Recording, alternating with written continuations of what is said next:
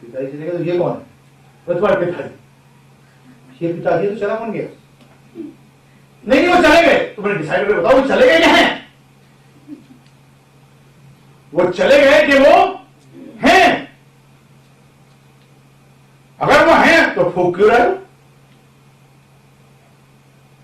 और चले गए तो क्यों कह रहे हो ये मेरे पिताजी है? उसका मतलब जो मेरे पिताजी थे मैं तो जानता भी नहीं था उनको, हैं जी? जो मेरे पिताजी थे उनको मैं जानता ही था, क्योंकि मैं अपने आप को भी नहीं जानता। पागल व्यक्ति क्योंकि अपने आप को नहीं जानता इसलिए दूसरों को भी नहीं जानता। इज इट अ फैक्ट और नॉट? शॉर्ट में बताता हूं, मेरे 50% मेरे जो क्लास फेलोज थे स्कूल के वो डॉक्टर्स बने। उनमें से एक की पोस्टिंग शुरू के अंदर इंटर्नशिप के अंदर आगरे के पागल खड़े हो गए। तो मैंने उससे कहा कि यार मुझे एक बार दिखा तो दे, ऐसे भगवान करे मैंने जाऊं उसमें। तो बोला ठीक है चलो आ जाए, तो किसी दिन भी आ जा, मैं दिखा देता हूं। मैं गया, जब वहां गया तो प्रभु जी एक कमरे में घुसा, एक कमरे में ले गया। कमरे में एक व्यक्ति बैठा हुआ था, उसको बैठा क्या था, एक सरपाई थी, उसके ऊपर एक और सरपाई थी, उसके ऊपर बैठा हुआ था और उसके सामने 15-20 पागल औरतें। जैसे मैं अंदर घुसा, बोले नमस्कार कर, तो मैं डर के मारे नमस्कार कर दिया।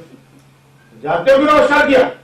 नहीं, मैं दुनिया का राजा हूं और प्रजा को, राजा को क्या करना चाहिए? नमस्कार करना चाहिए। मैंने कहा बड़ा इंटेलिजेंट भाई है। मैंने कहा बिल्कुल एकदम परफेक्ट बोल रहा, राजा को प्रजा को नमस्कार करना चाहिए। तो जब मैं कहा हाँ ठीक है, तो चलेगा वापस, है कहा जाता है? मैंने कहा मैं कैसे बचूं?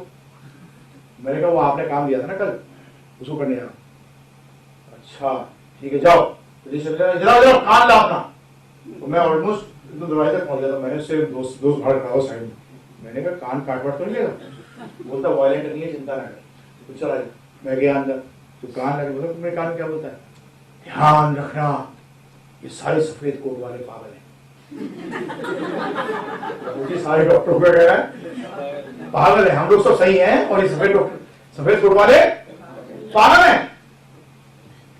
कमाल का आदमी।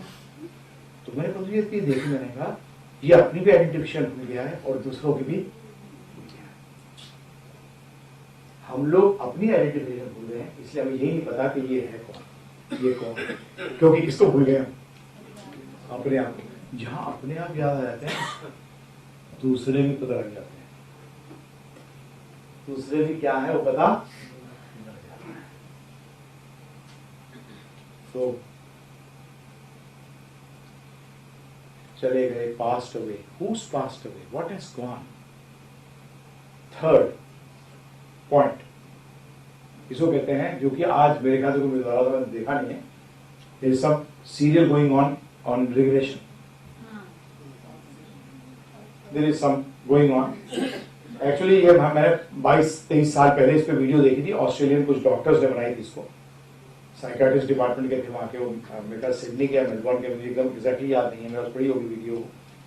उसमें बताया गया था कैसे एक औरत को इन्होंने रिग्रेस किया था, रिग्रेस करके वो पहले फ्रेंच बोलना शुरू कर दिया उसने, और she started speaking and talking about in French, जबकि वो कभी अपनी कंट्री से बाहर नहीं गई थी और फ्रेंच उसने जिंदगी में नहीं सीखी, पढ़ी लिखी ज्यादा नहीं थी, ठीक थी बस। तो फिर उन्होंने उसको कंफर्म किया, सब कुछ सही आया। एक डॉक्टर इयन स्टीवनसन है, he is a famous doctor, he was no more, he expired about 1.5 year, 2 years back. In 1959-60 उनको Xerox के जो बनाने वाला है उसने $1 million दिए थे, ये प्रूव करने के लिए, प्रूफ नहीं मतलब के रीबर्थ है कि नहीं है। तो उन्होंने मोर देन 3000 केस स्टडीज करी है। उनकी साइट पे आप जा सकते हैं, उनकी साइट है, अभी भी वो रिसर्च चल रही है। इंडिया में हमारी सबसे बड़ी गलती बात यह है कि हम लोग विदाउट नोइंग एक्सेप्ट कर लेते हैं और विदाउट नोइंग उसको रिजेक्ट कर देते हैं। प्लीज मैं आपसे हाथ जोड़ता हूं, एक न्यूट्रल पोजीशन रख के ये कार्य करें। उसने 2000 केसेस को सही भी देखा है। अगर एक केस भी सही है तो उसका मतलब there is something which leaves this body and enters another body at another point of time. अगर एक केस भी सही है, राइट और wrong. Now why we forget and all that, वो जहां चक्कर में पड़ी अभी, that is little advanced, थोड़ा सा आप समझ जाएंगे तो आपको समझ आ जाएगा कि that is actually a mercy that we forget. Life के अंदर वैसी अगर कोई दुखी घटना हो जाए, अगर वो आप टाइम उसको हील ना करे, वो भी हमारा जीना ही मुश्किल हो जाए। नहीं हो जाए, बताइए आप मुझे। अगर वही इंटेंसिटी जिस दिन कोई मरा हो जो आपको बहुत क्लोज है, अगर आपकी वही सेम इंटेंसिटी और दुख की जिंदगी भर रह जाए तो क्या करोगे बताइए आप मुझे? मर जाओगे, पागल हो जाओगे। तो actually forgetfulness is in this sense a boon, it is not a bane. Please try to understand, this is a mercy. याद करने की कोशिश नहीं करिए। Life is not good for those people. हम जब भी तो कहते हैं forgive, forgive and forget. Please remember one thing, forgive करना आसान है परंतु फॉरगेट करना, और जब तक फॉरगिव के साथ फॉरगेट नहीं लगे तो फॉरगिव बेकार है। अगर फॉरगिव के साथ फॉरगेट नहीं लगे ना, समझ लो यूजलेस, बेकार, नो यूज। आपने फॉरगिव किया ही नहीं। तो ये regression, by regression, and number 2 by seeing these rebirth cases, and this is known as OBE, out of body experience. Doctor like heart specialist from Canada, one of very senior heart specialists from Canada, Dr. Sabong, and many more heart specialists in America have started writing books in which they have stated that their patients have described the whole open heart surgery.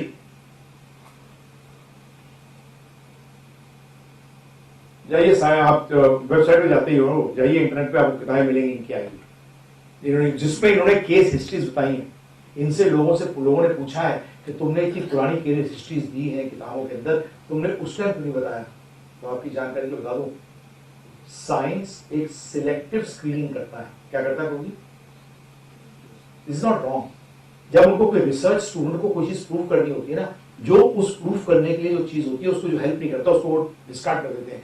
1958 की बात है, archaeology की एक lady scientist थी जिसने की fossils को निकाला जो कि प्रूफ करती थी कि humans were present 50,000 years back, और उस टाइम तक थ्योरी ये थी कि humans are not more than 5,000 years old.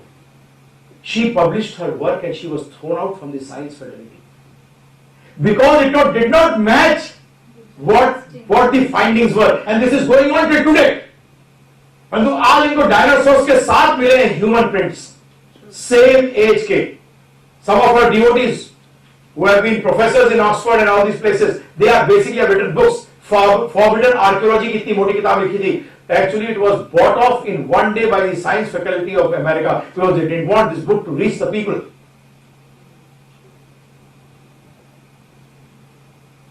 जहां उन्होंने बताया है कि उन्होंने कहा साइंस फैकल्टी को गलत नहीं बोला, उन्होंने कहा कि उनका तो काम ही था कि उनको वो तो ये लेके चलते थे, वही फॉसिल्स को रखते थे जो 10,000 साल तक प्रूव करता है। बाकी उनको थ्योरी उनका था ही, तो उनको क्या करते थे, वो हटा देते थे। They used to remove it. They used to remove it. तो ये आउट ऑफ बॉडी OBE के नाम से मिलेगा आपको, out of body experience and near death experience, NDE and OBE. Then regression. It has been used a lot in states and Western countries for curing old diseases.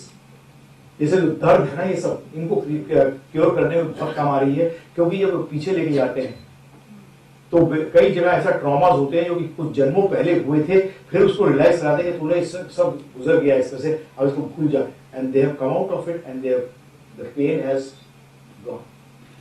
So I request you to please कुछ तो research करना। क्यों उसको reject कर देते हो आप बगैर वैसे तो रिसर्च बड़ा अजीब वर्ड है। क्या वर्ड है? Search has been done, you are wasting your time in researching research. Actually हमारे स्क्रिप्चर सारा कुछ क्लियर करते हैं, और बताऊंगा मैं आपको उसका भी समझाऊंगा क्यों माने इनकी बात हम क्यों माने, ये बताऊंगा, कॉमन सेंस बताऊंगा। So this I and this now try to understand how to understand life is prevailing the whole body और it is at one place? हैं जी? Consciousness is prevailing the whole body. Now start talking on technical terms. चेतना पूरे शरीर में है या एक पॉइंट पर है? पूरे शरीर में